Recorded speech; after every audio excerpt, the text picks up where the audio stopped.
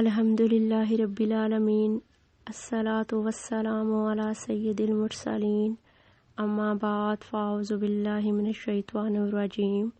بسم اللہ الرحمن الرحیم، السلام علیکم ورحمۃ اللہ وبرکاتہ۔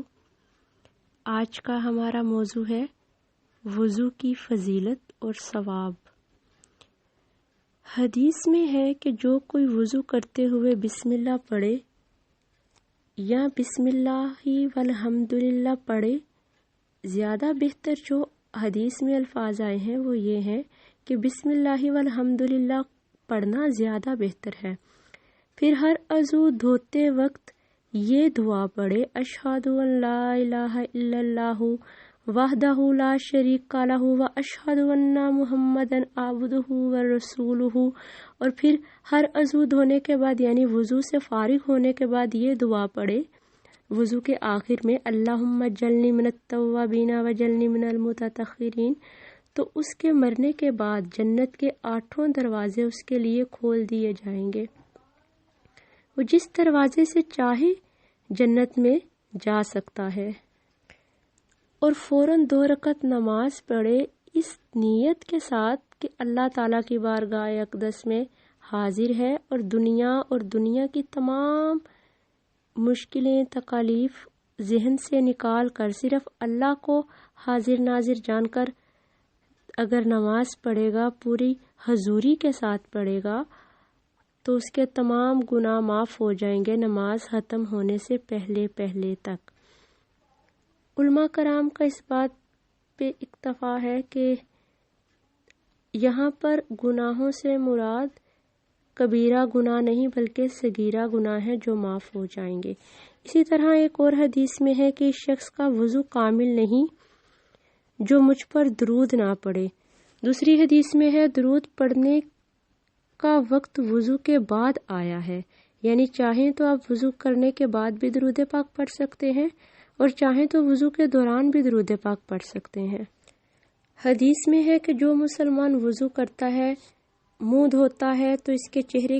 سے ہر گناہ دور ہو جاتا ہے جس کی طرف اس کی آنکھوں نے دیکھا پانی کے آخری قطرے کے ساتھ۔ پھر جب دونوں ہاتھ کوہنیوں تک دھوتا ہے تو اس کے دونوں ہاتھوں کے گناہ کوہنیوں تک دھل جاتے ہیں پانی کے آخری قطرے کے ساتھ۔ پھر فرمایا گیا کہ جب وہ اپنے دونوں پیر دھوتا ہے تو وہ تمام گناہ دور ہو جاتے ہیں جو اس نے اپنے پیروں سے کیے پانی کے آخری قطرے کے ساتھ۔ یہ مسلم کی حدیث ہے۔ اس حدیث سے بھی مراد یہ ہے کہ جو ہم نے کبیرہ گناہ نہیں بلکہ صغیرہ گناہ کیے ہیں، جیسے کسی کی طرف بری نیت سے دیکھنا، کسی کو بری نیت سے چھونا، یا کوئی کام بری نیت سے کرنے کے ارادے سے چلنا، تو ایسے گناہ جو ہم سے سرزد ہو جاتے ہیں چھوٹے پیمانے کے، وہ سب وضو کی برکت سے پاک ہو جاتے ہیں، دھل جاتے ہیں۔ حضرت انس رضی اللہ تعالیٰ عنہ سے روایت ہے کہ آپ نے فرمایا،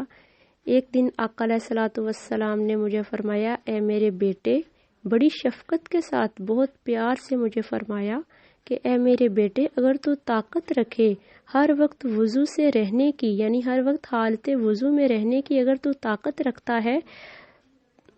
تو پس تو ایسا کر، کیونکہ جس کو موت اس حالت میں آئے کہ وہ حالت وضو میں ہوگا تو اس کو شہادت کا رتبہ ملے گا، یعنی اسے ایک شہید کے درجے کے برابر ثواب ملے گا۔ تو ہر وقت وضو میں رہنا مستحب عمل ہے۔ اگر کوئی ہر وقت وضو میں رہنا چاہے تو وہ رہے، اور اگر وہ نہیں بھی رہتا تو اس پر کچھ گناہ نہیں ہے، لیکن اگر وہ رہتا ہے تو اس کا درجہ اور اس کا ثواب بہت زیادہ ہے۔ وضو کی فضیلت میں نے آپ کو بیان کی اس لیے بھی تاکہ ہم لوگ ہر وقت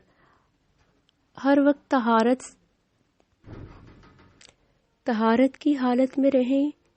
وضو میں رہیں، کیونکہ اللہ تعالیٰ نے صفائی کو پسند فرمایا ہے، اور حدیث مبارکہ ہے کہ صفائی نصف ایمان ہے۔ جب ہم ظاہری صفائی اور ظاہری پاکی کا خیال رکھتے ہیں تو ہماری روح اور ہمارا دل بھی پرسکون رہتا ہے، اور انسان بہت پاکیزہ محسوس کرتا ہے، اور پاکی سے اس کے اندر آنے والے جذبات اور خیالات اور دل کی جو کیفیات ہوتی ہیں وہ بھی سب پاکیزہ رہنے لگتی ہیں۔ جزاک اللہ خیرہ۔ نور عائشہ آپ سے اجازت چاہے گی نیک دعاؤں کے ساتھ۔ انشاءاللہ بہت جلد میں آپ کے ساتھ غسل اور غسل کے تمام مسائل انشاءاللہ پیش کروں گی۔